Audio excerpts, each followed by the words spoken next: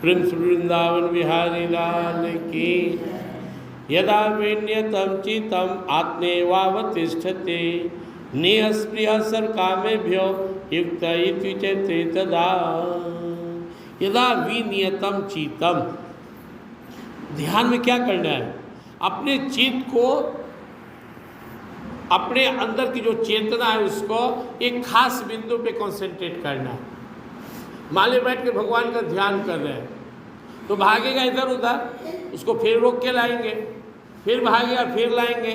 तो धीरे धीरे लगातार प्रयास करते करते करते करते एक समय आएगा कि वो अब हमारा मन इधर उधर नहीं भागेगा।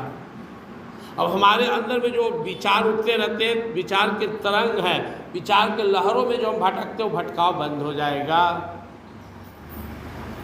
निःस्पृह सर्वकामेभ्य युक्त इति उच्यते तदा। जब आदमी लगातार ध्यान करने लगता है, बार बार अपने अंतरात्मा परमात्मा से खुद को जोड़ने का प्रयास करता है, और तो उसको समझ में आने लगता है ये संसार में जो प्रवाह है, आपाधापी है, भाग दौड़ है, इसका परिणाम अंत में जीरो ही होगा। इसी भाग दौड़ में, इसी काम, इतना सारे बिजी रहते हुए भी जो भजन कर लिए, भगवान को याद कर लिए, यही सार्थक होगा। सिर्फ वही क्षण हमारे सार्थक होंगे जिसे हमने भगवान में लगाया। अगर हम भगवान में अपना आपको नहीं लगाए तो ये संसार से खाली खाली जाएंगे। तो भगवान क्या कर रहे हैं, हिम्मत बढ़ा रहे हैं कि जब बार बार प्रयास करोगे, लगे रहोगे। अब दुनिया में भी कोई काम एक बार में थोड़े आदमी करने लगता है, बार बार प्रयास करते हैं। यहाँ पे जो मंदिर में हम देख रहे हैं, टाइल्स लगा है, नहला हुआ है, वो आया एक बार ऐसे मार दिया तो थोड़े हुआ, बार बार प्रयास किया तब जाकर इतना चीखना और एक लेवल में बना। तो बार बार प्रयास करना है, बैठ के अपने चित्त को कहीं एक पॉइंट पे परमात्मा के चरणों में, अंतरात्मा परमात्मा में कहीं पे स्थिर करने का प्रयास करना है। जब इस तरह हम बार बार प्रयास करते हैं, यदा विनियतं चित्तम् आत्मैवावतिष्ठते, तो यह चित्त जब स्थिर हो गया तो क्या हो गया, निःस्पृह, दिखावा का भाव, कंपटीशन का भाव, जलन का भाव समाप्त। क्यों? क्योंकि आपको इतना बड़ा पद मिल गया कि दूसरे पद की जरूरत ही नहीं। कोई व्यक्ति बहुत बड़ा पद पर चला गया, आईएएस बन गया, मंत्री बन गया, मुख्यमंत्री बन गया, प्रधानमंत्री बन गया, तो क्या वो किसी क्लर्क, किरानी या छोटा मोटा पद वाले से कोई कंपटीशन रखेगा? कोई अचानक अरबपति बन गया, अभी आप अपने मोहल्ला के पड़ोसी से कंपटीशन करते हैं कि इसका 1 मंजिला है, 2 मंजिला है, इसका 10 लाख 20 लाख है, अभी हमारा पास भी लगभग इतना है, एक से ज़्यादा होना है हमको। तो अचानक आप बहुत बड़े हो गए तो आपका भाव ठीक हो गया, क्या इससे क्या है? दुनिया में हम तभी तक दूसरे से कंपटीशन करते हैं, दिखावा करते हैं, जलन का भाव है, जब तक हम ये छोटे मोटे सांसारिक विषय, भोगों, पद प्रतिष्ठा के पीछे भागते रहते हैं। जैसे ही हम अपने चित्त में अवस्थित हो जाते हैं, अपने अंतरात्मा परमात्मा से जुड़ जाते हैं, तब हमको पता चलता है कि आहा, जो जिस उद्देश्य से मानव तन मिला यह तो पूरा हो गया। हम जिस चीज़ का तलाश कर रहे थे, हमें जिस उद्देश्य से भगवान ने भेजा, अब पूरा हो गया। संसार में तो अब ऐसे ही चलता रहता है। अब वो संसार के किसी भी वस्तु, व्यक्ति, पदार्थ, विषय, भोग के पीछे भागता नहीं है। क्यों? संसार में जो मिल रहा है ऐसे मिलते रहेगा। संसार के लिए बहुत प्रयास करने की आवश्यकता नहीं है। अब देख लीजिए,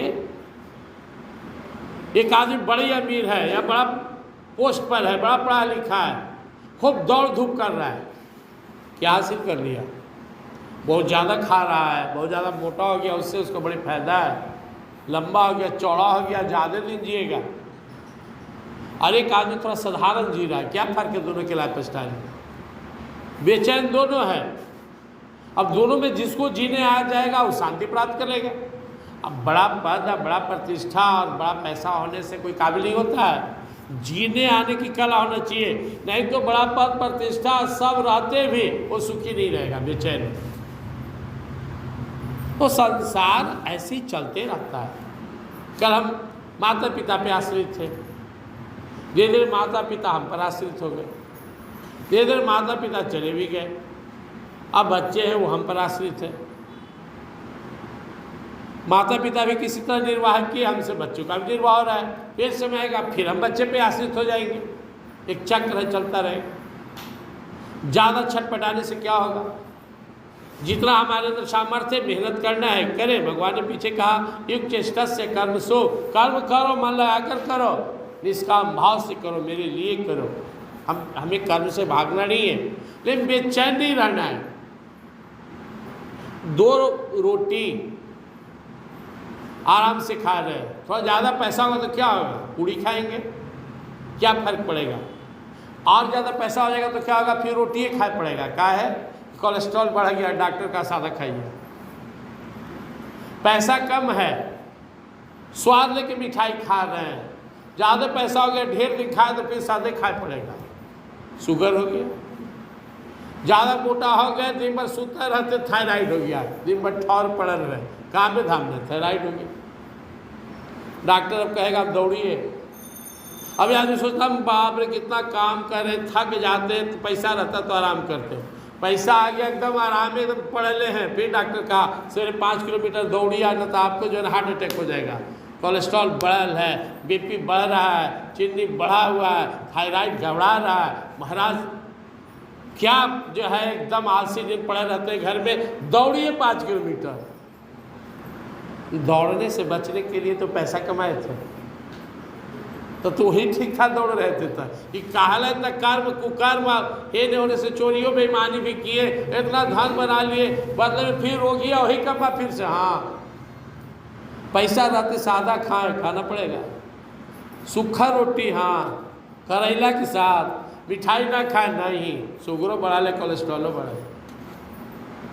और सोने के लिए बड़ा जिम्मेदार है, खाली चौकी पर सोइए महाराज, कमल बिछा के। आइए इतना महंगा तोशक लाए थे, इससे और रोग बढ़ेगा। आइए तकिया हटा दीजिए, तकिया जानते हैं 3000 के तकिया, अरे गर्दन में ही से दर्द है महाराज, इसको हटा दीजिए। बिन तकिया के सोइए, बिन तकिया के तोशक हटा दीजिए, गद्दा हटा दीजिए, खाली चौकी पे कमल डाल के। तो फिर साधुए संत फिर बन गए हम। हाँ, जहाँ से चले फिर वही आए। समझ लीजिए, अभी लगता है जिसको कि बड़ी पैसा कमा लेंगे, बड़ा पद प्राप्त करेंगे तो बड़ा मौज करेंगे, उसको देखिए बेचारा को फिर हुए आ गया, वही रूटीन जीना पड़ा। अंतर इतना ही है, अंतर इतना ही है। कल धन नहीं था, आज है, लेकिन रहते हुए आज उपयोग नहीं कर पाए। निस्पृहा, जो व्यक्ति अपने अंतरात्मा परमात्मा के ध्यान में मग्न हो गया, मन शांत हो गया, वो किससे दिखावा करेगा? किस चीज़ के पीछे भागेगा? किसको छोटा बढ़ेगा, छोटा समझेगा, या किसको बड़ा करके उससे जलन करेगा? उसको तो लगेगा कि भाई जैसे मैं सत्संग भजन ध्यान करके ईश्वर की ओर बढ़ रहा हूँ, ये भी बढ़ता, वो तो उसको तो सबसे सहानुभूति हो जाएगा, इसे जलन नहीं होगा। सर्व कामेभ्यो युक्त इति चेतदा निस्पृह सर्व कामेभ्यो, किसी प्रकार की कामना उसके मन में नहीं रहेगा, किसी प्रकार का दिखावा नहीं रहेगा। देखिए आप लोग सत्संग आते हैं, बहुत सारे लोग बहुत दिन से सत्संग कर रहे हैं, फिर भी बहुत शांति नहीं है। क्यों? आपको आज तक इस समझ में नहीं आया कि सब सिस्टमेटिक चल रहा है, भगवान चला रहे हैं। आपको लगता है वो ऐसे क्यों बोला, हम ऐसे कर लेंगे। भक्त बनने का मतलब है प्रभु की कृपा देखना, सब ही नचावत राम गोसाइया देखना। जब तक हम भक्त रहेंगे, हम कर्मयोगी हैं, तब तक ये ठीक है, जैसा कर्म वैसा फल, अच्छा करो अच्छा पाओ, बुरा करो बुरा। लेकिन जब धीरे धीरे आप भक्ति में डूब रहे हैं, साधना में आगे बढ़ रहे हैं, तो आपको यह अनुभव होना चाहिए कि यह संसार परमात्मा द्वारा कंट्रोल हो रहा है। उनके ही बनाए सिस्टम से उन्हीं के सब सेवक लोग, स्टाफ लोग दुनिया चला रही है। और वो जो चाहेंगे वही होगा। राम किन चाहे सो वही करे, न था नहीं कोई। इसका मतलब भाग्यवादी बनना नहीं है, ईश्वरवादी बनना है। खूब कर्म कीजिए, ईश्वर भरोसा रखिए, तब शांति मिल जाएगी। कोई बेटा अपने बाप पे भरोसा कर ले कि मेरे पिताजी कर रहे हैं, चलो ठीक है कर रहे, हमरे ना कर रहे हैं, तो उसको टेंशन नहीं होगा। बाप कुछ सोचे, बेटा कुछ सोचे, बाप कुछ कहे, बेटा कुछ करे, बाप का कोई प्लान, बेटा का कुछ, तो क्या बेटा को सुख मिलेगा, बाप को डिस्टर्ब कर देगा। हम लोग भगवान के डिस्टर्ब कर ले रहते हैं। हे भगवान ये ऐसे होना चाहिए, हे भगवान हमको बेटा चाहिए दे दिए, बेटी चाहिए दे दिए, हे भगवान बेटा बेटी के खूब बढ़िया नौकरी लग जाए, हो गया, आगे बढ़ जाए, ठीक है। हे भगवान सुंदर पुत्र मिल जाए, मिल गया। अब बेटा पुत्र सेवा नहीं करते, हे भगवान हम जैसे सुखी न है हो तो न रहे हो, दुखी हो जाए। लीजिए आजकल भाषा क्या है कि जैसन हमारा साथे कर रहा है ना, तो वो बेटवा पुतवा करेगा। कहा जिंदगी भर उसके लिए आप मरे, भला किए, भगवान के पास ही गया। आप कहते कि तू दुख भोग, अरे इनडायरेक्ट क्या बोलते हैं? कोई अपने बेटा पुतों के कहता है कि थाल लग जाएगा, तू बूढ़ा होगा, तो क्या करना चाहता है? यही ना कि तू दुखी रह, सुखी मत रह। तो पहले किसी के लिए सब कर्म को कर्म करना, और फिर उसका बुरा चाहना अच्छा है क्या? ये शुरू से ही प्रेम रखिए, न्यूट्रल रहिए, तो यह स्वाभाविक आ जाएगा। ये ध्यान करने से आप में असामर्थ आ जाएगा।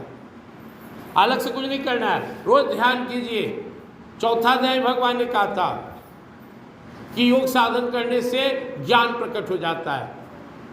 कालेनात्मनि विन्दति, जो अगर योग ध्यान करता है उसको एक समय अपने आप ज्ञान उदय हो जाएगा। यहाँ भी भगवान कह रहे हैं यदा विनियतम चित्तम आत्मे भाव तिष्ठते। अगर कोई व्यक्ति अपने चित्त को निरंतर भगवान में लगाते लगाते, आत्मा परमात्मा में लगाते लगाते स्थिर कर लिया, नियस्प्रिय सर कामेभ्य, नियस्प्रिय सर कामेभ्यो, तो वो सारे कामनाओं से मुक्त हो जाएगा। युक्ता इत्युच्यते तदा, तब समझना ये योगी बन गया, ये आत्मा परमात्मा से जुड़ गया, इसका जीवन सफल हो गया। तो ध्यान कीजिएगा तब ना, ध्यान कीजिए 10-5 मिनट। प्रेम से वृंदावन विहारी।